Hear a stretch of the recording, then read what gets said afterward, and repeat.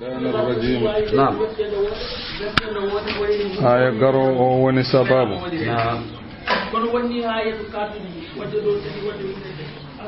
ونسباب جباد آية نعم ويهودي ينقوب نعم إن بني إسرائيل إن ميدا صلاة الله نعم Allah non jippini aya garo o habrude be be meedino ha itti hayre fawi e dow mabbe kaaje e kaaje jabalu kaaje e kaaje Palestine wiyama ko kaaje Baitul Muqaddas be biya yebe gollu ko wone tawreta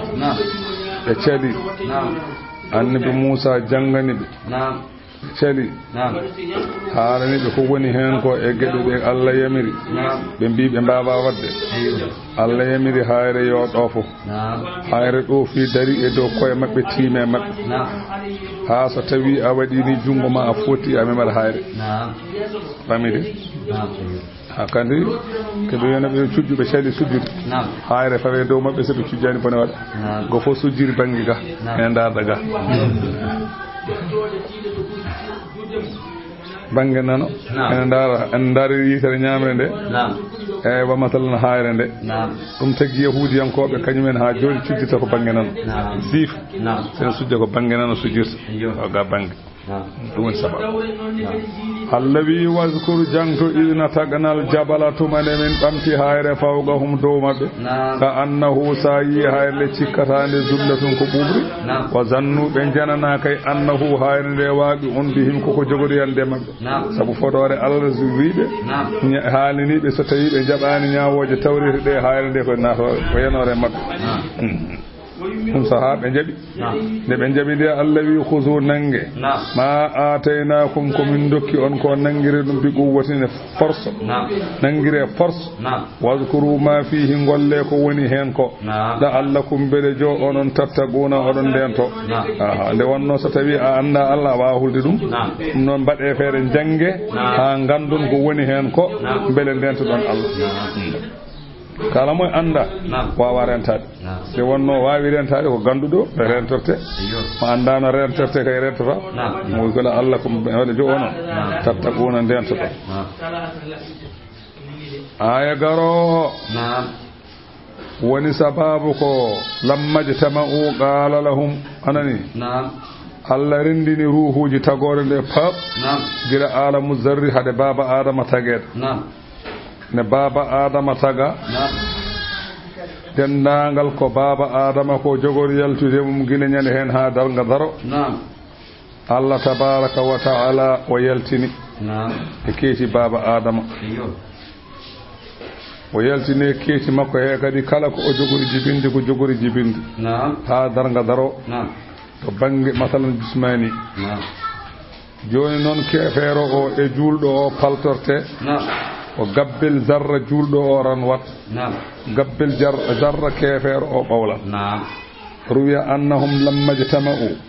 ne ɓe ndenti qala lahum Allah wi ruhuji ɗi ilamu gande annahu ko woni fi la ilaha gayri deweteɗo e gonga ala so wona min wa ana rabbukum min komi jomon la rabba lakum gayri on ngala jeeɗo ko wona min ɗum noon fala tushriku bi shay'an wala ndendini e am hay hunde ɗum ko gila alamu zarri wonno mo gila hay goto taga fa inni no min sa antaqimu moɗo jogori leptoyde mimman asharaka bi kala dendinde am ko wona min walam yu'min tawa gomɗinani ko inni no min mursilun ilaykum ko min woni jogorɗo nelde mon yuzakkiruna ko mboɗo jogori nelde mon ɓe ene ciftina on ahadi am o ɓetaqi wa munazzilu alaykum kitaban min woni jogorɗo jippinde moɗon deftere mami jippino e moɗon fatakallamu kamɓe fof ɓe kaali konngol gotol wa qaalu ɓe mbi shahidina wallahi min ceedima annaka rabbuna an ka joomi amen la rabbu lana gayraka a ala jeyɗo min ngala jeyɗo so wona an fa akhadha bi dhalika mawathiqahum Allah nangiri e nangodiri e mabɓe ɗum ɗo ahdiji mabɓe summa kataballahu ajalahum Allah windeni ɓe laje goto fof ko wurata e aduna fa arzaqahum e ko fof ko jogori hebde aduna wa masaibahum kala musibe jogorɗo hebde neɗɗo Allah windi ɗum fa nadara ilayhim adamu baba adama noon ƴeewi ɓe ƴeewi ruhuji ɗi pap fara'a minhumul ghaniya wal faqira Allah hullimo e mabbe pasto Allah hullimo e mabbe gal wa hasana surata Allah holle mabbe ji o yiye mabbe jod ودون ذلك اما يودان فقال kanko masalan baba adamu huccire Allah wi joom fa سويت بينهم وما فندابه فقال الله إني أحب أن أشكر من جنكم من تير وندكم ها هيو بل يت الله يتم فلما قررهم بتوحيده عند الله نيمنني بتوحيدهم وأشهد بعضهم على بعض وسين يوغا مبه إدو يوغا فآدهم إلى سلبه كان بفوق واتبه كيتي بابا فلا تقوم الساعة ويدرنون درفا حتى يولد من أخذ منه الميثاق كلا ينهن جاغودير نور أهدي ينهن دنگ درتا جبناك من نكو جوغل هذا الذي جنحال جنتو كدي وإذ أخذ ربك تمن جومه جغي ميثاق أنني دي من بني آدم يبي آدم من ظهورهم إكيشي مؤمن أيوا ذرياتهم جن مؤمن وأشهدهم وسين بكي على أنفسهم إخوة مبه وويبي ألست بربكم بلمين كيمي وانا جومون قالوا بجابي بمي بلا آها كيكا جوم شهدنا من شيدي ما يدوم أيوا أنكو وني في الذي بدرني والإشهاد سانني تشين نقول علي أن يقولوا هذا مبويد يوم القيامة يلاوم دنگا بمبي إنا نمين كنا من لا شنوم أنا هذا أندد الله غوت غافلينكم من بلسنين من غندانو يعني يوم القيامة هذا مبوليد بمبي من غندانو أو يقولوا والله بمبي إنما أشرك آباؤنا سايي كي منن كي من فتان فلد وبابرا أمن غنو هفرب من قبل أدنو وكنا من لاتي ذرية من جنج من بعدهم شغال مد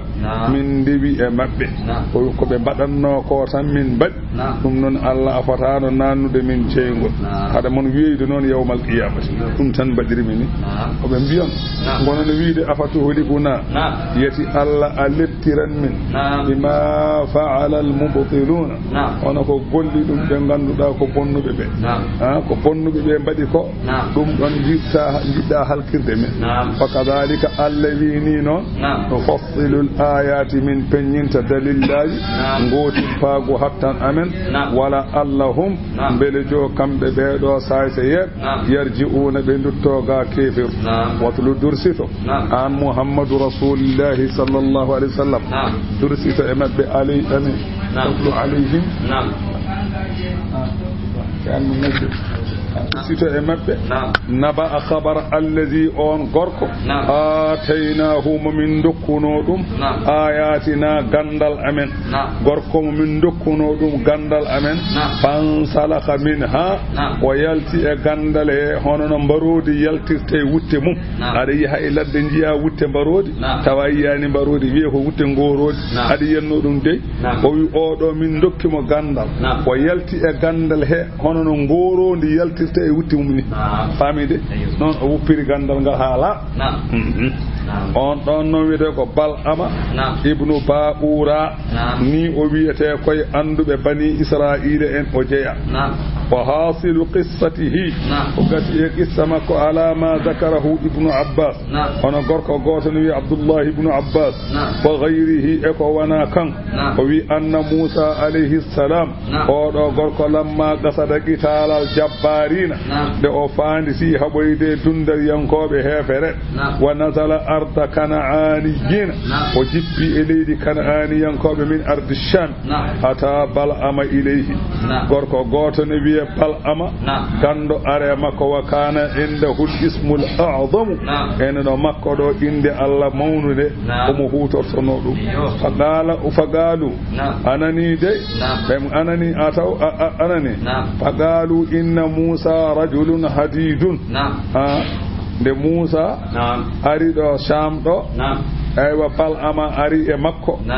bal ama non ko gando caggal dum yimbe makko kanko bal ama be mbi inna musa rajulun hadidun Musa ko gorko ti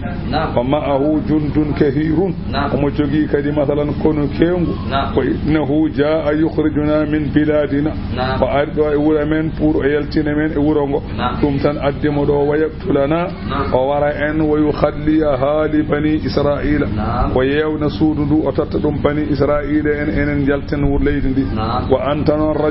rajulun mujabu da'wati an ka gorko mo ganduda kala ko duwi alla jabot fakhruj yaltu fad'u Allah an yaruddahum anna min nyaagi jalta bele nduwanoda min bele alla ruttamo ga amen bele alla ruttamo ga amen faqala o wi kanko masan bal'ama o wi yimbe makko be waylakum jalle bone mon bele on ganda mo biyoton yumhud o nabiyullahi ko annabi al wa ma'ahu al malaikatu malaikaji alla ene gonde makko wal mu'minuna julbe ne gonde makko fa kayfa ad'u alayhim odo mo biidon yomi huddum holno kudirtumu wa ana a'lamu min allahi ma la ta'lamun te wal halu wonko gandumi to alla onon on ganda wa inni in fa'altu dhalika dhahabat dunyaya wa ukhra wa akhirati so tawi mi wadi ko biidon ko adunam bona la kharam bona faraja'uhu be duttine makko saha fo be garta makko wa alha alayhi be kongli e makko be ngoni don tan be cedi yaade be nyibi don faqala o wiibe mi hudatabe hatta u amiru rabbi hami wada listikar to jobam mi jeewa ko alla yamirtan wa kana la yad'u hatta yanzura ma yu'maru bihi fil manam ko hewan duwade to wana o jeewa ko alla yamirtamo e doygol hawa anda dum o wi non mi wawa huddebe so wana mi wada listikar mi jeewa holko alla jogori yamirde فأمر ربه وللي جم وأني هاجمك في الدعاء عليهم هدب فقيل له في المنام وودك بيم عند الطيمله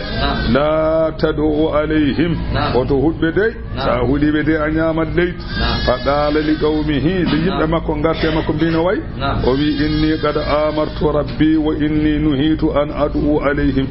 من كم ودينكم الاستخار فنن الله يمليكم هرم هدب فأهدوا إليه hadiyatan faqabilaha wodi ko be dendini e jawkal aduna be dokkimo alla nyaayu o jabi dum gando dañi jarabi be gitti kaali saltan be tottimo o jabi kono non be ngoni koy beynatemo andi sadidi funtu neddo wara ko badanda dum gila addani haaj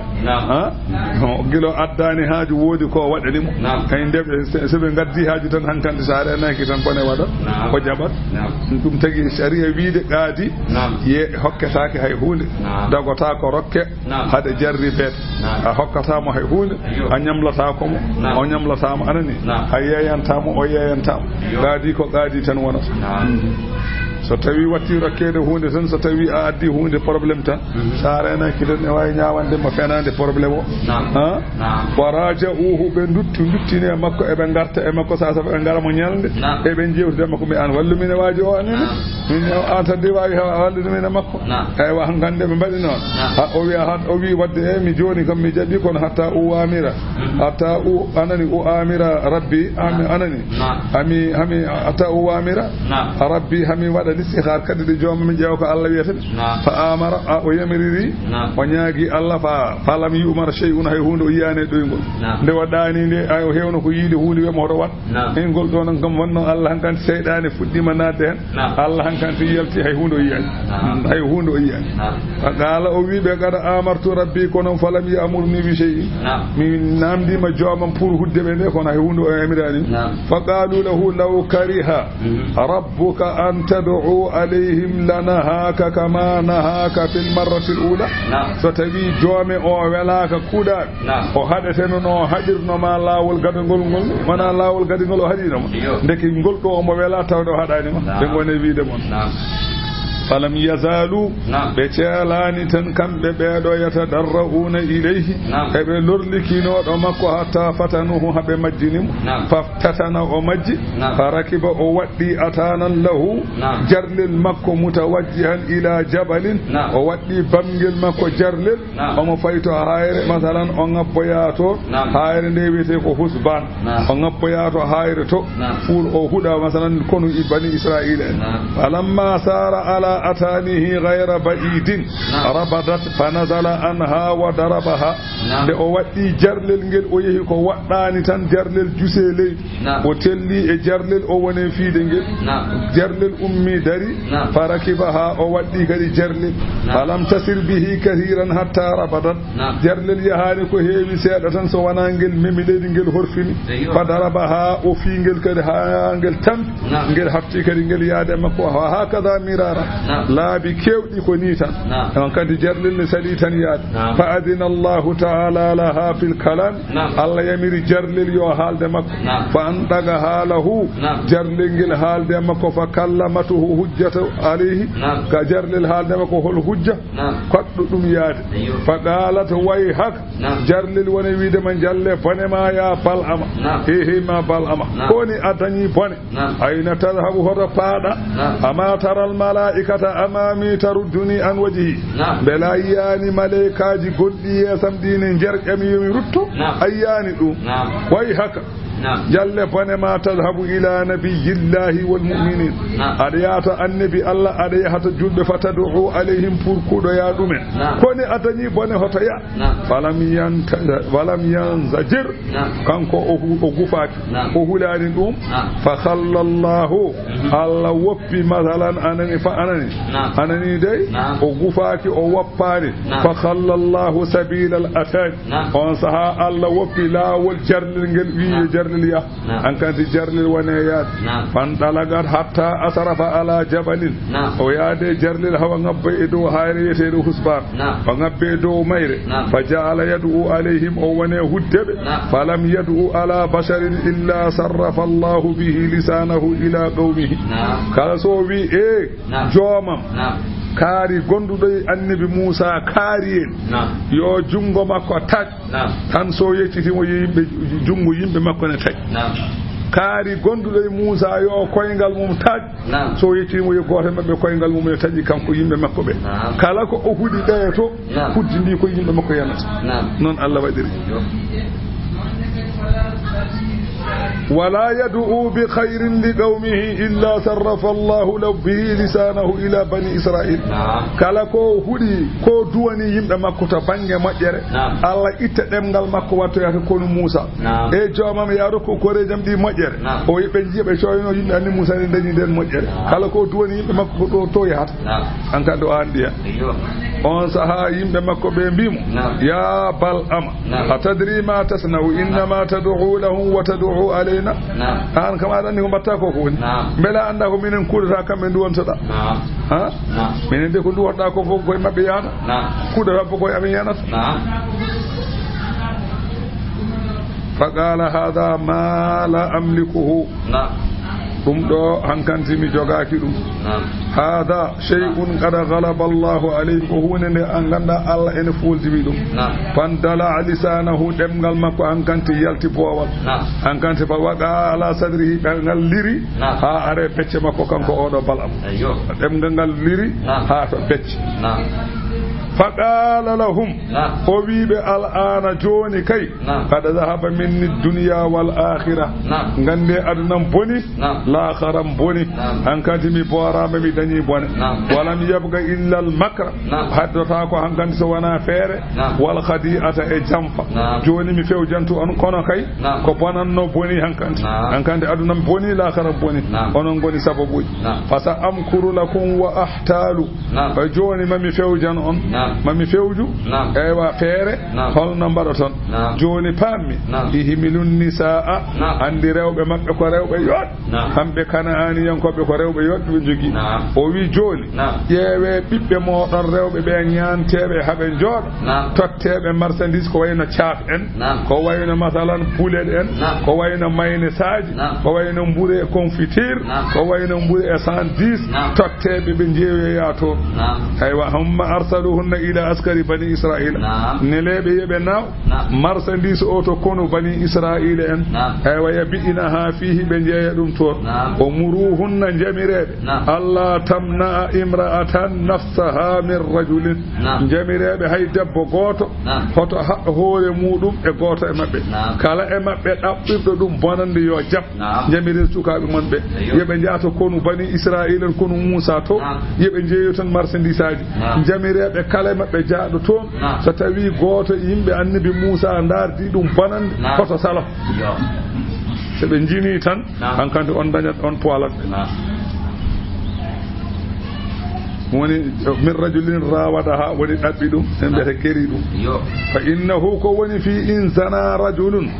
bi wahidatin kafaytumuhum so goto e maɓɓe jindi e goto e sukaɓe rewɓe ɓe tan hankanti bone maɓɓe fuuyi on poolat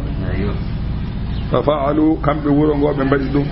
ɓe noddi sukaɓe rewɓe tottiɓe marchandise aji yo jaato kono to jeeyoya falamma dakhala an-nisa'u al-askara nde rewɓe ɓe naati kono ngu marrat imra'atun min al-kana'aniyin goto e rewɓe kana'aniyankoɓe wirti ala rajulin min uzama'i bani israila e goto e worɓe bani israila en mawɓe ɓe wa kana rajulun anani wa kana ra'su sibdin on ko mawɗo masalan anani de fedde ko mawɗo hinde e nder maɓɓe aywa Shamun wiyete Shamun bun Yaquba fa qama ila al mar'ati tan on ɗon ummi Shamun bun Yaquba tan ko jaljallo nde soyni goto e rewɓe ɓe tan hafti waɗi gueɗ tan fayi goto e rewɓe he akhadha bi yadi ha nangi juuɗe mum aywa hina a'jabahu jamalaha nde jondam oɗon debbo hankandi hawimo ha ɓurtino o debbo way yodde hankandi o nangi jungo mum humma aqbala biha hatta waga fa ala Musa hankandi o nangi juuɗe debbo o yaade mo hoɓe dari yeeso annabi Musa wa qala o wi annabi Musa inni azunnuka anna an taqula hadhihi haramun alayka mboɗo sikki an jogoɗa wiide oɗo debbo ne harmemade ma to Musa wi aha kay hewa ajal aha kay omo harmema kay hiya haramun alayka la taqrubuha woppumo omo harmema woppumo hoto ɓallom a qala kanko oɗo masalan anani Shamun o wi wallahi la nudi'uka min ɗoftata ko min jogoɗa ɗoftade ma min kay o somin ceeti welat ma dakhala biha o naadi e debbo o anani hokku ɓe ma dakhala biha o naadi e debbo o ubbatahu nder tillisa makko fa waqa'a alayha o yani debbo o o wonde muɗum fa arsala Allahu alayhim da'una on ɗon saha Allah nele mabɓe kolora kamɓe kono annabi Musa o Allah nele mabɓe kolora fa halaka minhum aywa kolora o halke mabɓe 70,000 anani capanɗe 7 ujunere neɗɗo e nder heure goto may yimɓe annabi Musa ay oɗo say ko waɗi wona o wi ko nden feere heddi Allah wi noon watlu alayhim dursito e maɓɓe naba khabar allazi on gorko ataynahu min dokkuno ɗum ayatina ayaji amen woni gandal amen fansalakha minha o yalti e gandal he sabu keferu makko hono non boddi yaltirte e nguru mum ni on ko Bal'ama ibnu Ba'ura min ulama'i bani Israila koye anduɓe bani Israila jeeno wiyama kanko oɗo Bal'ama wiyama so tawi o jooɗinomo omo ndara al arsi so jooɗima e galle makko so hoynima dow asaman omo soyno al arsi wa kana fi majlisihi 12,000 mihbaratin lil muta'allimin alladhina yaktubuna anhu do jooɗotoɗo fodde 12 ujunere daha ene taromo kala ko haali ne binda akke makko wonde gan ewe tan allawi fa atba'ahu ash-shaytanu wa ardi seydane rewe makko terimo seydane heptimo fasara qarinahu seydane wondi kindotiɗo makko fa kana o laati minal ghawina koye bew allawi walaw shi'ina so min belanoma la rafa'nahu ma min ɓamtannomo min nawmo e darajuji anduɓe bi ha sabo gandal makko o gollirangal walakin ko woni akhlada o hoɗi ene mbiyata o oñima ilal ardi fewde leydi o oñima e leydi wiidi hankadi ko aduna tan e jawkal aduna ko ɗum woni haaju makko wattaba o rewi hawahu belaɗe fittano makko fa masaluhu sifa oɗo gorko ka masalil kel way kono sifa rawandu in tahamil alayhi sa wi ɗum yalhas wona e le'ede aw tatruk aw in tatrukhu walla so tawi a woppimo yalhas o wona e le'ede andi rawande ko ɗum woni sifa mum sa tawi a wi ɗum ƴa lehat sa woppi lehat oɗone ko sifa rawandu jogi oɗo ganɗo ɗum woni aw in tatrukhu walla so tawi a woppi rawandu yalhas wona e le'ede wa laysa gayruhu min al ayawani kadalik hay mumantewel gotel wayani ni so wona rawandu ذلك أودو صفة مثل القوم وني صفة يمبي الذين نبين كذبوا في النوب بآياتنا آية جامع فقصص القصص قصة أودو قصة يهودي ينكوب لعلهم بلجو كم يتفكرون بمي جو بنغند كو تاني راب بنبانو بنغند كو بنبانو كو بيواني ngoppa dum kambe be ngongdina Allah sa aboni masalan sifa alqawmu yimbe alladhina nab'an kazzabu fi an-nunab bi ayatina ayati amen wa anfusahum ko yawmen yadhlimuna tonyata ay wa kanu lati yadhlimuna anfusahum be tonyata ko koye mabbe woni tonje hoore mum ko wadde fa Allah yamira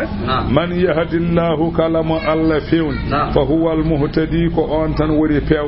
wa man yudlil kalama Allah majin fa ulaika ben kay humul khasiruna be biete pertu wala gar ko gonga wallahi zara'ana min tagani bi jahannama jaygol jahannama kathiran ko heewi min al jinni e jinneji wal insi e yimbe min tagani jahannama ko heewi e yimbe ko heewi e jinneji holko woni sabab lahum qulubun e be jogino berde kono la yafqahuna biha be pamirta berde de gonga ha e be jogino berde kambe de no baadani non be mbano kono berde mabbe pamata gonga walahum ene wodani be kadi ayunun gite e be jogino kadi gite la yubsiruna biha kono den gite be jirata dum dalillaji gotin pago hatan al walahum ene wodanno be kay kambe beedo azanun noppi no jogori da noppini kono non la yasmauna biha be nanirta noppi bi wajuji allazi ulaika be kal an amin bay kono nemoraji ayna nemora wayni non be bay bal hum daccuni kambe be kay adallu kambe buri majjude masalan e nemora sabu masalan nemora kam so wi'ama tiktan dogat so wi'ama uraysa hokkidum gojol fayema kefero anda dum allawi ulaika be humul ghafiluna be ngoni welsindi walillahi ko Allah tan jeyi al asma'u ene wadani Allah al asma'u inde al husna de ganda ko ngardud Allah ene jogi inde capande jeene rasul sallallahu alaihi wasallam wi inna Allah inna lillahi tis'atan wa tis'ina walla tis'atun wa tis'una isman walla tis'atan wa tis'ina isman Allah ene jogi capande jeenayi inde ghayra mi'atun ghayru wahidin temedere e mankunde gotel innahu witrun alani yuhibbul witra de wonno Allah ko teldudo o yidi tan ko gotel wa ma min abdin yad'u biha illa wajabat lahu aljanna kala maccudo duworido de inde Allah wadinan tumo je aljanna wonata aljanna ومنها إن لله تسعة وتسعون اسما الله إن جوجي شپان إجاني إن من أحصاها دخل الجنة كلا مريني لكي نار الجنة من ذلك إن وننا وننا سباب أوفا هفرب ne Allah ande wi ko Allah ko goto tan ay rasul sallallahu hewno wiide non arrahmanu arrahim bi kanko de ya nelaade hewno wiide ya rahmanu ya rahim e bi kanko ma hada en rewde Allah be hewbo mo rewa kanko Allah be hewbo ya rahmanu ya rahim Allah wi udullaha udur rahmana so jidi noddiron Allah so jidi bi rahman Allah fo ni bi wana walahul asmaul husna wana o jogi capande jeenayi dum non fad'uhu noddiremo biha eden inde وزارون غفى الذين بين يلحدون بين أونيا في أسمائه عند الله في شيء عند مبه قلتم الله بي كم بين منجي الله نبي الله تا أدم جي الله من منجي الله تا هيبا بي كدي كم به فرد e mbi enen eɗen jogii Aziz kamɓe ɗe ɓe jogii Allah ne wiye Uzza e mbi eɗen jogii Allah ne wiye Mannanu kamɓe ne ɓe jogii Allah ne wiye Manat ɗum noon fadu oɓe mbimi wadde goppeɓe tan Allah wi so yuji sawna maɓɓe joɓoye ma kanu keɓe laatino yamaluna eɓe golla wa mimman halagana ene ko min tagi ko ene hen kadi ɓe min tagi ɓe ene hen ummatun dental yedo yahduna bil haqqi ɓe ene peewa e gonga wo bihi koye gonga yadiluna nunɗata e wamma rasulu sallallah sallam o wi fedde wotere nane e leñol makko darga darotako so wona o wi aduna o wi ɗone aduna o gasde ɓe godat tan ɓen koye gonga tan goodi koye gonga tan goni koye yamirore Allah tan goni o wi warji waji goto wiye Muawiyatu o wi on khutbina ñalawma goto o wi sami'tu rasulallahi sallallahu alaihi wasallam mi meɗino nande nelaɗo ne haala e goto e ñalawmaji o wi la tazalu da'ifatun min ummati qa'imatun bi amrillahi serata dental e leñolam ngol ɓen ko dariɓe e yamirore Allah la yadurruhum man khadalahum aywe kala koyfinɗoɓe walla kala koynuɗoɓe wawa lornudeɓe wala man khalafahum lundiɗoɓe wawa lornudeɓe hatta ya'tiya amrullahi ha yamirore Allah ara hono darga وهم على ذلك توكيدون بموني وهذه الطائفة لدو فد نون لا تختص بزمان دون زمان هاي زمان غوتن دي هرتراك وندي كو دوتان ولا كو ديتان be gonno o saha be natti wala makani wala ko ngodo wuro tan be ngoni be gonane ngodo wuro Allah wi ala bal hum fi kulli makani wa fi kulli zamani o wi ebe kala nokku ebe kala masalan zamanu kala wuro nganda wonbe don ko non bay anani kala zamanu mo garda ebe ngoni hen فالإسلام دائما يعلو ولا يولى عليه الإسلام دائما كنيم كوكو وودي تن كوكو توبي تن كو توبي على دومو وإن كسر الفساق وحيث مثلا فاسقين كيوي وأهل الشر حيث بند بالله بني كيوي فلا عبرة فيهم تسكوي على إمومن ولا صولة لهم بنغلا جولا بنغلا دول وفي هذا بشارة لهذه الأمة المحمدية ثم دو أودو آية كوي بلتين قول لنيل نلاد الله صلى الله عليه وسلم بأن الإسلام في علو وشرف أنني دي الإسلام كوي تو والتن بامتار وأهله كذلك يب الإسلام نكن هنا من بيرا إلى قرب يوم القيامة ها مل يترقل دنگ حتى تموت ها ما يا أهل حملة القرآن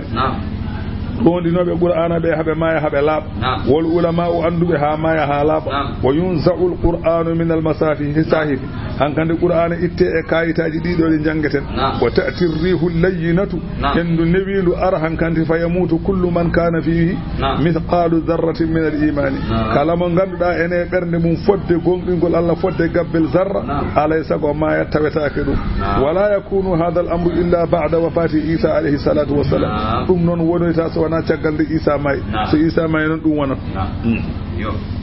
والذين كذبوا بأن من غندا إن بني بآياتنا قرآن أمن الذي سنستدرجهم ومن ننجر بسيادة من حيث لا يعلمون بأن غندا ومن ننجر بمن بينه من ننجر بشتة نبتنير تاتا عند الله خنون ودتا سها وننجا كويد ما بتموس سها وننجا جود ما بتموس سها وننجا كيش ما نتاواو دياد سها وننجا جيش ما نتاواو ديد سها وننجا نوب ما نتاواو دينن نتو كسيادة ما يسها غسا Allah wi may nangirɓe seeɗa seeɗa wo umli lahum noon emin muñanaɓe kam ha emin muñanaɓe tan Allah wi noon inna kaydi feeram so tawi mi nangiɓe matinun ene tiiɗi ala ko neɗɗo wawi hen Allah wi awalam yatafakkaru beele ɓe miijota ko ɓe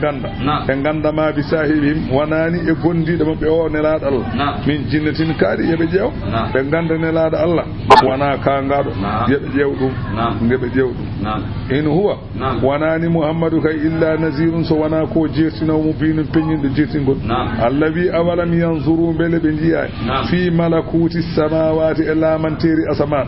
wal ardi e lamanteri leydi wama khalaqa Allahu min shay'in e ko Allah tagi e hunde yebe ƴewɗum tan yebe ƴew gede de Allah tagi de fayastajillu bihi ala qudrati sanihi wa wahdaniyatihi be tindinoro e ko Allah wadi ko be ganda baddo dum o ko jom hattan be ganda ngotin paago baddo dum o fi anani de wa an anani ɓe ganda kadi wa an ko woni fi asa yamajo an yakuna nde laato kadi taraba tawa mallimani ajaluhum laja maɓɓe e maya keɓe hefereɓe ɓe naata jengoyiɓe ƴewɗum ɗum noon fa yubadiru ila l imani wiɓe ɓe jawno ɓe jagga diine o ɓe naata aljanna fa bi ayi hadisin hol fof yewtere ba'dahu caggal qur'ana yuminunde ɓe jogori gonɗinde so neɗɗo salima gonɗinde qur'ana holko gonɗinde ene jogori gonɗinde man yudlilillahu kala mo Allah majjini kay fala hadiya lahu o pewno o alana ɗum wa yadharuhum Allah woppaɓe fi dughyanihim e bewre maɓɓe yamahuna eɓe dengi yasalunaka kamɓe makkanaka eɓe namdoma ani saati darga ho ayyana mursaha hol daragol mum holnde darato hol wiɓe innama ilmuha andude nde darga darato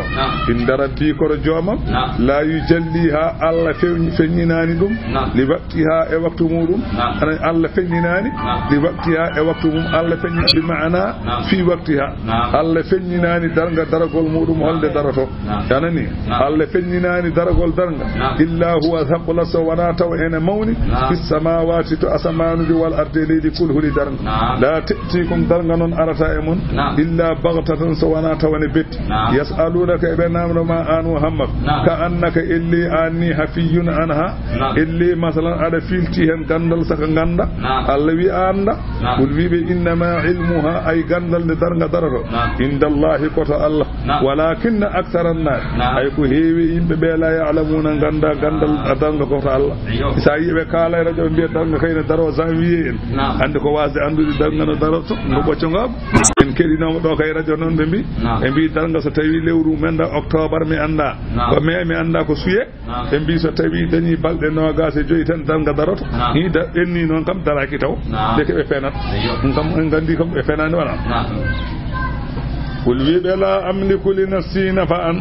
min mi joganaki hooram nafoore saka mi fooɗa wala darran mi joganaki hooram lor saka mi yerƴa illa ma sha allahu so wona ko Allah haaji so Allah haaji addude am nafoore bawde ittude ala so Allah addi am lorne kay ala bawde hadde walaw kuntu a'lamul ghaiba so tawi mi laatinamo mbaɗa andi ko wirni nden kay lastaksartu mami hebbinanno min al khayri e moƴƴere kono mi anda ko wirni wa ma masani as-suu nde wantano heɓam basal en rafiji en mi wantano saabu mi rento toon wona kono noon mi anda in ana wonani min illa nazirun so wona komi jertinowo e kala cariɗo Allah e nadde jeygol wa bashirun komi beltinowo kala gonɗinɗo Allah e nadde aljanna ɗum noon koli qawmin wonande yimɓe yuminuna ɓe ene gonɗina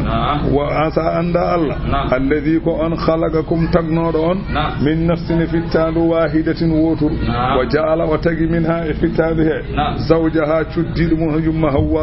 o waɗini ko liyaskuna ilayha beele fittandu wordu ndu woowa masalan fittandu rewru ndu falamma taghashaha nde fittandu wordu ndu wondi e rewru ndu hamalata rewru ndu rondi hamlan dongal khafifan ngal ganduɗa ko koyngal hol ɗum toɓɓere nde gorko o wondi e debbo o toɓɓere naati e debbo o toɓɓere ne hoy famarrata bihi debbo o ene yaada e toɓɓere ene yaada e toɓɓere sabu hoyde ɗum falamma asqalat nde toɓɓere nde mawni to nder reedu to wonti ɓinguel ɓe kuli kanko yumma hawwa u e baba adama ɓe kuli a taw wona mumantewel nde wonno o meeɗani wonde reedu o huuli a taw wona nagge woni nder reedu mabɓe da'awa Allah ɓe gone noddude Allah rabbahuma jeyɗo mabɓe o ɓe mbila ataytana e joomi amen wallahi sa rokki min ɓinguel salihan moƴƴel pongel lanakunanna mamin laato min ash-shakirina koye mantuɓe mamin jeyete falamma atahuma nde Allah rokki ɓe salihan ɓinguel moƴƴel ja'ala lahu ɓe mbaɗani Allah shuraka'a rendidiɓe fima atahuma ko Allah rokki ɓe ko Allah rokki ɓe ko ɓe mbaɗi ɗum ɓe mbaɗani ɗum kadi dendidiɓe donc lewon mo Allah rendi hol ɗum ɓe guinniri mo Abdul Harsi maccuɗo ndema ɓe mbimo noon la yanbaghi an yakuna abdan illa lillahi hanani neɗɗo dañde maccuɗo so wona Allah neɗɗo kay kala nde joftina yo joftine Allah tan oto joftine e goɗɗo anani oto joftine ko wona Allah walaysa bi israkin fil ubudiyyati wonani adama kay en rewi jalan ngo oɗo israku ala sabu adama ko denaɗo wona woni sababu o rasulu sallallahu alayhi wa sallam o wi lamma waladat hawwa dafa biha iblis de hawwa ari masalan jibini iblis wangi e makko wa kana la ya'isu laha waladun de wonno kanko yumma hawwa ala biddo mo medi wurdede taw aywa fa qara anani de iblis wimo sammihi abdal harsi innirmo masalan anani de maccude ndema fa innahu ya'isu sawu innirmo no wurat fa sammatu kanko yumma hawwa wa inniri masalan bingel abdul hars aywa anani fa asangel wuri fa kana zalika min wahyi shaytan dum do ko wahyu shaytan wonno wahyi yumma hawwa wana baba adam فتعالى الله الله توي سنيما موني أما يشركون كبندين تي الله كونا الله يشركون كم بهفر بمكانا بندين دين الله دوال ما لا يخلق شيئا كونغان داوا تقدي هاي تشك وهم كانوا يخلقون كتاغا ولا يستطيعون لهم بنغاندو دا كتنا نيبه نصرا ولود ولا أنفسهم ينصرون أي ولا ينصرون كدي أنفسهم بابا ولود koye mumen mbawa wallude on mbawa wallude koye mumen bene mbawi wonde Allah wa in tad'uuhum son noddi jalangeji di ilal huda fewde e peewal la yattabi'ukum be gonare wobe e modon ha cey sawa'un alaykum foti e mon onon beedo makkanabe ad'awtumuhum on noddibe masalan kambe jalangeji di am antum samituna walla on deddi on noddani be dewata e mom innal ladina tad'una be dewaton min dunillahi ko wana Allah ko onon heferebe be dewoton be gona Allah be ibadun be do ko jeyabe am zalukum no mbadon ni non be bay ko be yeruji modon fad'uhum noddebe fal yastajibu lakum yebe noto on so on ko be mbawi in kuntum sadiqina bayde odon gondi wonde ke be Allah bi anani humma bayyana ajzuhum wa fadala abidihim Allah non ne fenyina wonde jalan hay coɓɗum wona Allah ene feññina ɓe kamɓe rewoɓe memere maɓɓe yeɓe ƴewne ɓe ɓurdi jaleŋeji ɗi Allah ne haalanaɓe Allah wi hefereɓe alahum arjulun beele jaleŋeji ɗi ene jogii koyɗe yamsuna biha ɗi ene jaara jaleŋ ne waɗi ɗum am ɗaccuni boom mataw boom lahum ne woodani jaleŋeji aydin juuɗe yabɗicuna biha ɗe ene jawloro ɗumen am ɗaccuni mataw jaleŋeji ɗi lahum ayunun mataw ene jogii gite yubsiruna biha eɗe darda ɗumen am ɗaccuni mataw jaleŋeji ɗi lahum azanun ene jogii noppi yasma'una biha ɗi ene nanira Allah wi laysa lahum shay'un min dhalika hay hunde alanaɓe e ɗeɗo geɗe mimma huwa lakum onon yimɓe rewoɓe jaleŋeji ɗi oɗon jogii juuɗe oɗon jogii koyɗe oɗon jogii noppi oɗon jogii gite kamɓe ɗiɗo jaleŋeji ɓe mbiɗon ko Allah ɓe ngala noppi ngala juuɗe ngala koyɗe mo ala jungo ala an ɓuri ɗum mbiya ɗum kadi ko Allah ma an kay ka ɓocconde tan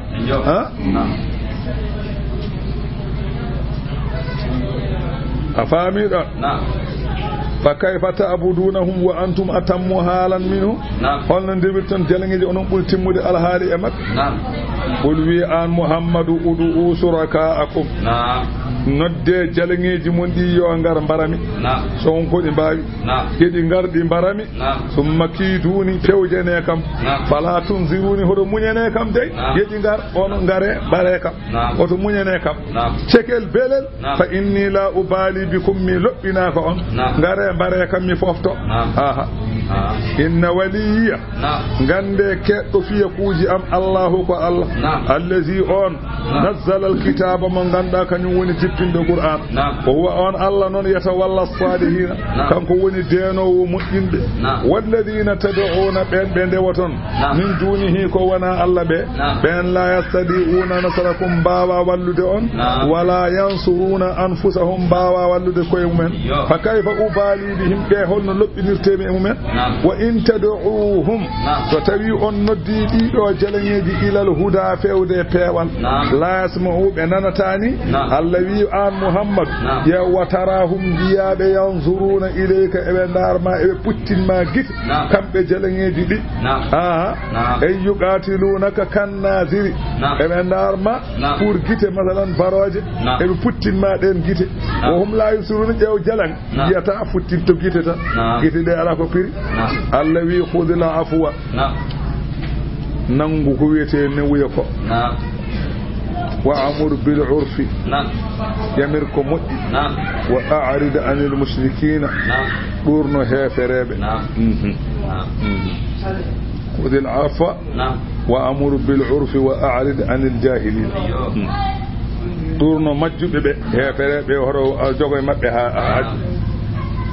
وورد لما نزلت هذه الآية لجتي أودو آية ها ها ها أمرنا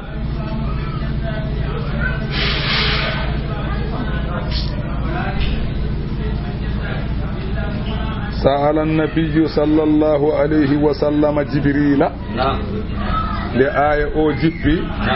نرى الله نام دي جبريل عن معناها خذ العفو وامر بالعرف وأعرض عن وعن الجاهلين وبيهلك أودو آية فرصة فقال جبريل ويمو حتى أسأل ربي همينام دو يوجوم فذهب جبريل رتي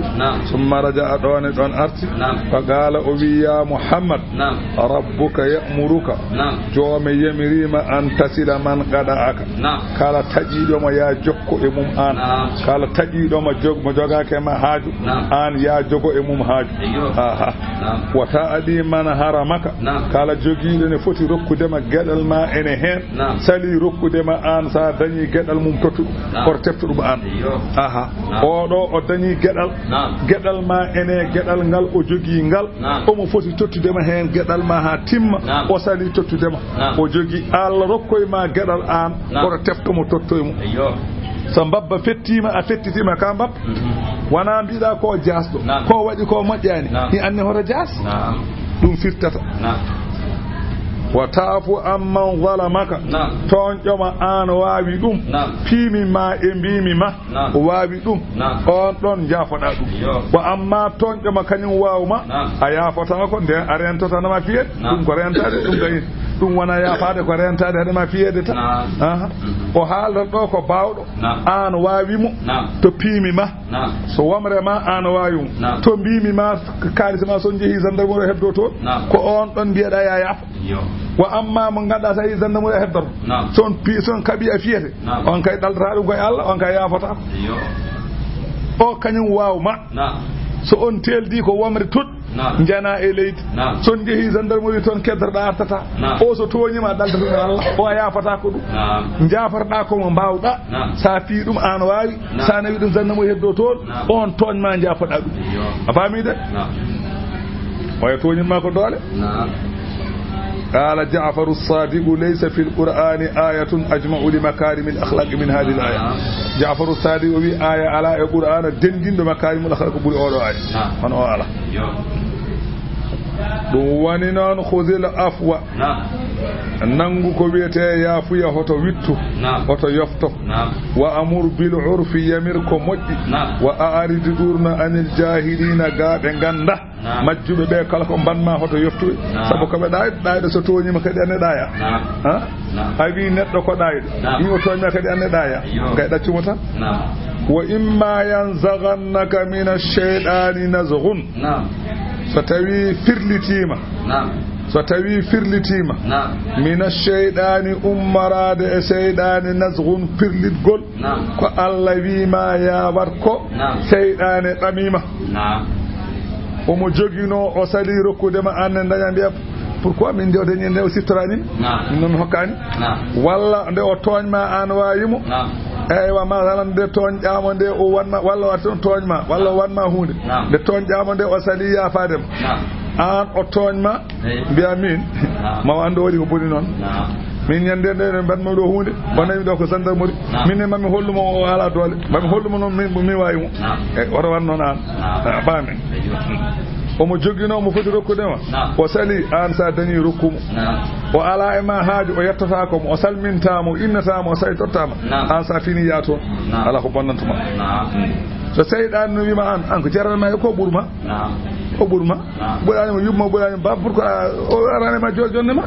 ko bonnantuma so seyɗani wima noon ganda ko seyɗani wone wiidema noon so wima noon fastaiz billahi moola Allah mbiya inna lillahi wa inna ilayhi mbiya a'udhu billahi min shaytani innahu Allah o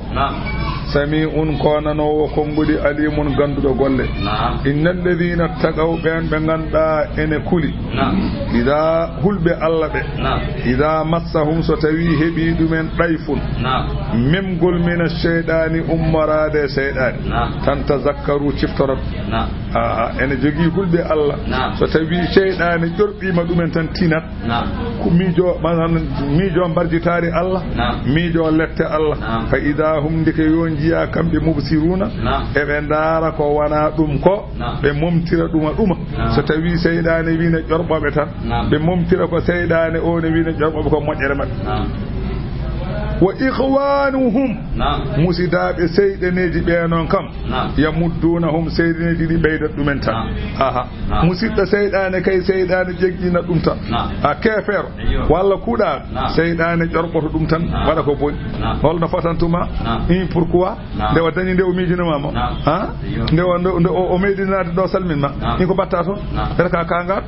tan oy ɓen kay yamuddunahum wa ikhwanuhum musidaɓe seyɗeneji ɗi kay seydeji ɗi yamuddunahum ɓeydat ɗumen tan fil ghayyi to bange majjere e pewre summa la yubsiruna seydeneji ɗi eywa masalan daɓɓiɗintako walla masalan kamɓe julɓe ɓe summa la yubsiruna kamɓe ɓe daɓɓiɗintako ɓe curotako eywa ko seyɗane holliɓe ko ɓe curotako e wadde ɗum hono no masalan julɓe coynori goppiri ni wa ida lam ta'tihim a nelaɗo allah sa addanani hefereɓe bi ayatine hawnini ni ɓe jiɗirni qalu ɓe gona wiide law lajtabaytaha ko haɗi laboɗa ɗum ummorade hoore ma tan peridoɗa gadda kul wiɓe min ala ko perintomi innama attabi'u ma yuha ilayya min ndewanmi koko wahaya fewde ammin rabbi ummorade e joomam mi perinta ko hay hunde allah wi haza o qur'ana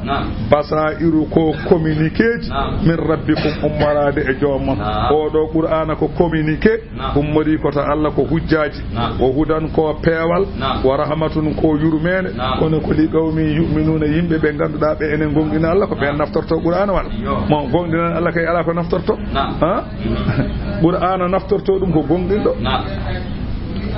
wa idha quri'a al-qur'anu so tawi qur'ana ene jange fastami'u lahu keɗoɗe wonande qur'ana wa ansitu deƴƴe heɗade e deƴƴude wona goto neɗɗo ne heɗo tawa deƴƴani neɗɗo ne deƴƴa tawa heɗaki a faami mbimi neɗɗo ne heɗo tawa deƴƴani neɗɗo ne deƴƴa kadi tawa heɗaki Allah wi ko keɗoɗe deƴƴe a heɗoto mo gattira haqqille ma pop keɗoɗa te kadi deƴƴa mbasa ñumbade mbasa ɓajji walla deƴƴa a haalani hay hunde kono a heɗaki haqqille ma wonto oori koto wat ɗum qur'ana sene jangge fof artirɗon keɗoɗa la'allakum bele jo onon turhamuna oɗon jurme o wi oɗo aya jippi ko khutba so ene khutbine ene waɗɗi kala neɗɗo deƴƴude almami malik e shafi'iyu to mazhaba mum gadiɗo ko noon wonno to mazhaba shafi'iyu kesa noon hettade khutba ko sunna haalde nde ene aña almami malik noon hettade khutba ko obligatoire shafi'iyu e ko adino hettade khutba ko obligatoire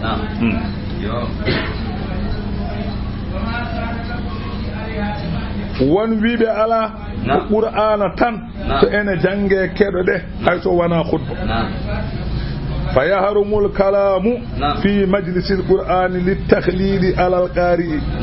ene harmi ɗo qur'ana jangete haalde hadema jillude haalama jilla e makko ko jangata ko ronka anduɗo jiiɓo ɗum kaɗiraɗa bal yajibul insatu wal istima'u ene waɗɗi deƴƴude e heɗade fa in amina takhlida fala hurmata so tawi andama sa haali neɗɗo o jiiɓotako ndeke haalde nde harmata ɗum won konngol wi noon won konngol wi so qur'ana ne jange so tawi en koolaki so tawi a haali omo wawi jiiɓade en harmi kaala so tawi noon andama sa haali janggo o jiiɓotako ɗum en deƴƴude nde ɓuri kono sa deƴƴani kadi haydara ala ɓuri armani fama zakarahu lmufassiru mufassiru o ko waɗe deftere he ko ɗum qawlani ko konguɗi min 40 ummorade e konguɗi 4 wa halisuha konngol tate ɗiwol ngol en jangino ko wiyama ko khutba won konngol wi ala ko so qur'ana en jange konngol tate ɗiwol ko fi tahrimil kalami fi salati annahum kanu yatakallamuna fi salati wiyama adan sadrul islam de l'islam fuɗɗinde simɓe ne juula gonata koye yewtude sa habbide hen gona e wede a ɓoyi an ƴewtiɓe guesa ma ba taw gonɗen koye julde ɗum wonno adan Allah wi ala hankante so qur'ana ne juule e sene jange keɗe ɗe oto kaale e mbi ko ɗum woni sababu konngol naɓiwol ngol wi ala annaha unzilat fi tarkil jahri bil qira'ati khalfa al imam wiyama almami sene julnanno nden ko wayno futuro en geeje nandi jangal ko daande dow enen wonɓe caggal ɓe fof ne ɓamden bismillahir rahmanir rahim almami janga eɗen janga inso almami saggi hol caggiro ɗum kadi sira eyi o wi wadde goppen so almami ni janga e en keɗo mbasen jangude enen a faaɓi ɗum woni sababu won konngol wino fama tan ala kullin kam ko sene jange tan keɗoɗe ɗum woni lawol o ida quri alqur'anu so tawi qur'ana ene jange fastami'u lahu keɗoɗe wonande qur'ana wa ansitu deƴƴe koto kaalela allakum beele jo onon turhamuna oɗon jurme wazkur rabbaka jangto joome fi nafsika to nder ma cuuɗa to haaldande dow tadarru'an e koyfinagol wa khiifatan e kulol ummarade e ma fewde Allah wo dunal jahri tawa a mawninani dande dow minal qawli tawane manki keññingol konngol tawa a mawninta a suuɗata takadi saɗa haala saɗa zikra jangtowol o wi ko waskur rabbaka a suuɗat fi nafsika e nder ma an goto noon a faami ɗum ɗo woni lazim lazim laawol cheikhana Ahmad Tidiane ko ɗo itta ko o woni farilla laawol cheikhana Ahmad Tidiane ɗum ɗo wona neɗɗo adi rokkede ɗum adi rokkede ko nelaɗo Allah sallallahu alaihi wasallam o nelaɗo adi rokkede lazim wona Cheikh Tidiane ferindi o ferindaki o tawi ko ene wonno heddono weltinanoma kanko ari o ñittini kono koko wonno ko Allah adi wiide noon a faami de wazkur rabbaka Allah wi ko an Muhammadu jangto joome fi nafsika e nder ma cuuɗa tadarru an tawa aɗa lorlikini wa khiifatan tawa kadi aɗa huli wo dunal jahari ko manki noon peññingol tawa a feññinani bi maana a feññinani hakkunde feññinde e suudde laade wona no watte ene feññine ɓe mbimo elle nelaɗo Allah wima ko ne mbaɗanni o wi bil huduwi so fajiri seekima mbaɗa o wi holko gasi o wi ala wal asari sa juuli takusan mbaɗa ni wona ɗum woni lazim wona ni woni lazim wonko ɓurtinɗa hen so neɗɗo wi ɗum ko bida ko kañum woni ɓi bida a faami ko ɓi bida tan kañum woni ɓi bida wona bida ko kañum woni ɓi bida eyi bi ayi naw'in min anwa'i zikri jangto kala façon e façon ngaji zikru façon fof o wi wana heddi koko jaaruɗa tan kono ko façon fof ko wayno subhinali ne hen tahlil la ilaha illa Allah ne hen wa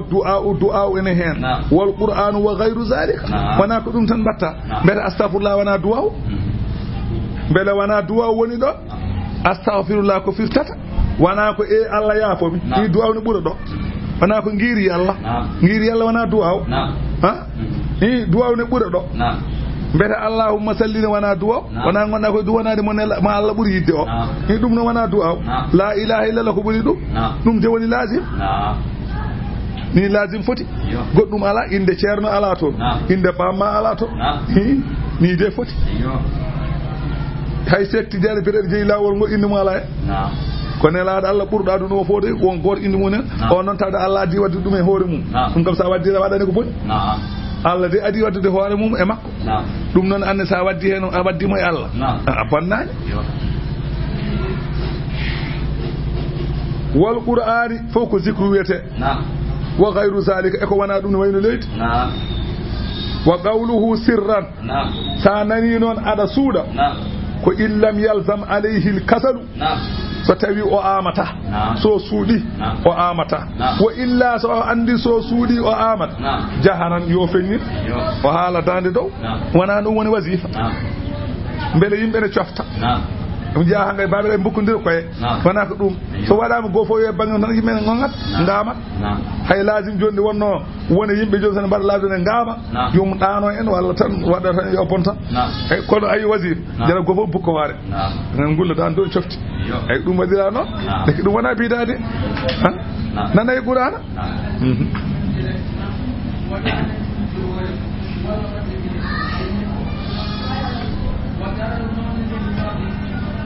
o wi bil ghudubi ko subakaji wana subaka goto subakaji ha heewi wa hiya non min dulu il fajri ila dulu ishams o wi sanani subaka kone fajiri seki ha nange fut ni mana do imbada lazim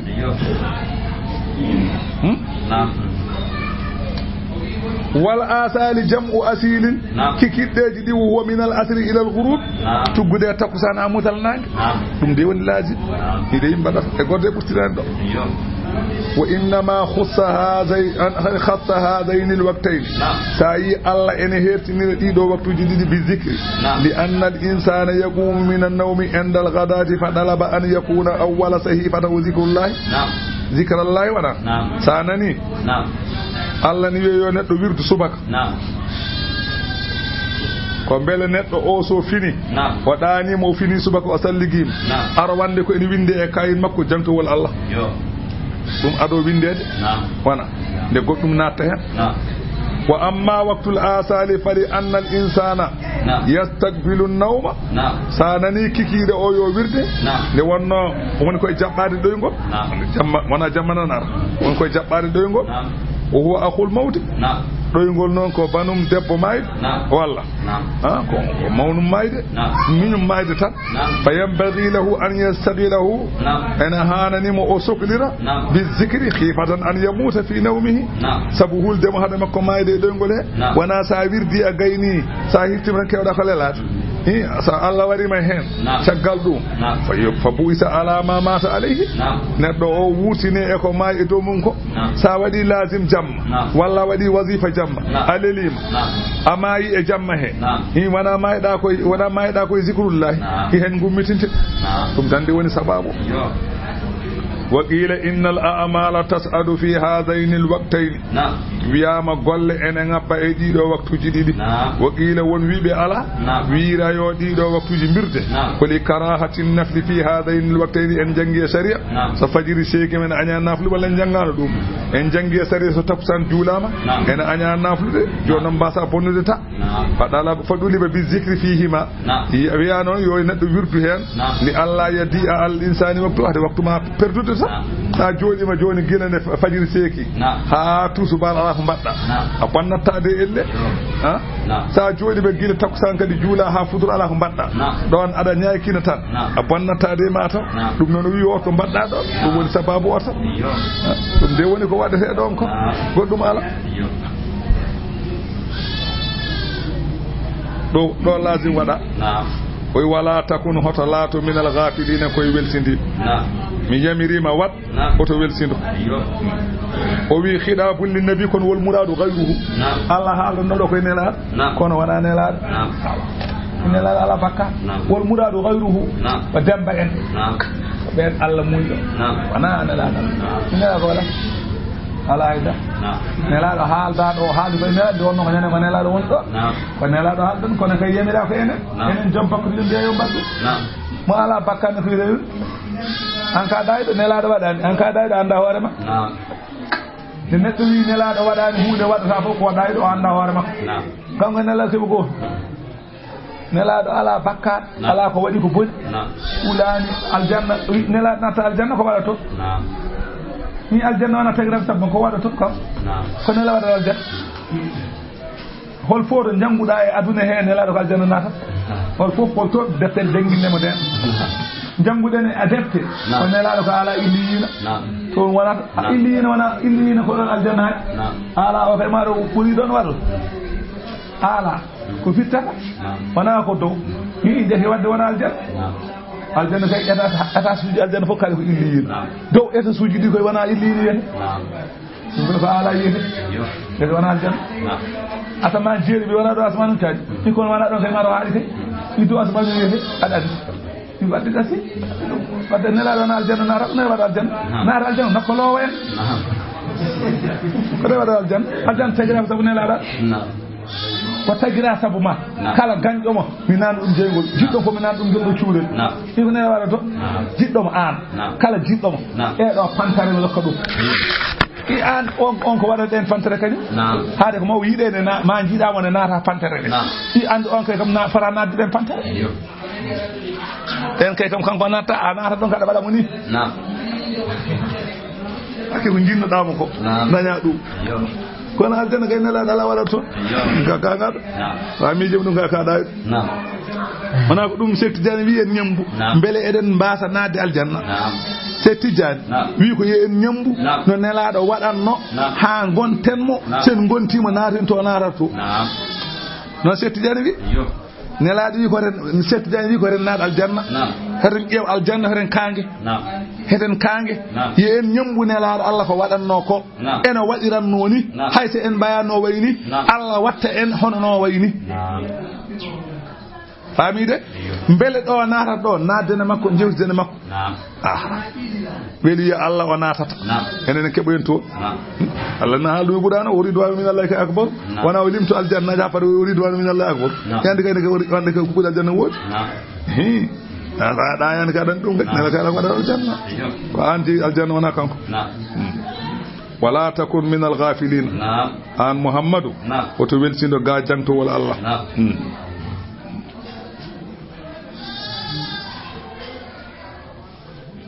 inna alladhina inda rabbika ben don be ganda wonbe to joome wonbe to ala arsi wana to Allah to ala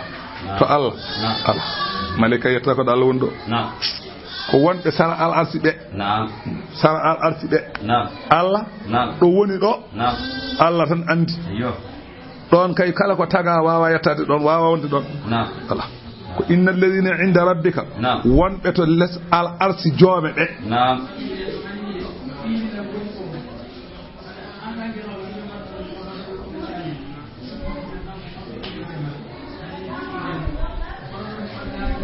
wal muradu enda arsira anani enda arsira bika dum woni ko muyado wa hadha ka dalil lima qablahu dum do way kono dalil ko adino fa idha kana dawamu zikri da'bun o wi so tawi duumade e zikru woni adama lam yaj'al lahum ala a'malihim jannatun wala narun faltakunu kadhalika fil awla wana e Allah waɗanani e golle mumen naade aljanna Allah waɗanani e golle mumen naade jeygol won jiyaaɓe Allah ɓe waaɓe noon ɓe al anani ɓe ganduɗa golle mumen ɗe joɓetake aljanna joɓetake jeygol Allah andi ko yoɓata en ko Allah andi o wi ko faltakunu kazalika mbele o wi mbaye noon mbayeno ɓenni won rewoɓe Allah ɓe ganduɗa kulani jeygol jiiɗa aljanna ɓen ne goodi ko noon wiya yo neɗɗo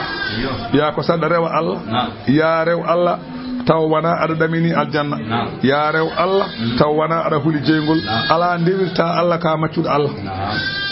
Allah maccuɗo noon ko wiya yo wat fof waɗata gasi kono hoto rewru ga pour naade aljanna ɗum wona haajuma o saɗa wawi rewde ma mayo nanno jeygo mbaɗa e makko inde ko wadde ɗum ko haydara ɗum hoto fiɓ ɗum fiɓtan a rewa Allah no wela fo yo waɗa woni innal ladina so tawi ko ɓen hono malaikaji inda rabbika gonɗi to less al arti joome la yastakbiruna ɗin kam mawnikinaki rewde Allah ɗum woni an ibadati ga rewde Allah wa yusabbihunahu eɗi cenna Allah kala ko handani wa yasjuduna lahu eɗi cujjana Allah ay yahdunahu bi khudu'i wal ibadati ɗum noon fa kunu mithlahum mbayene ɓe mbayni kamɓe ɗiɗo jaleŋeji malikaji o wi malikaji mbayeno mbayni mbayeno malikaji mbay andi malaika en rewa Allah kono rewraani Allah aljanna rewraani Allah hulde jeygol ala rewri Allah tan ko maccuro o wi eno yimɓe ɓe ne mbayen noon faami de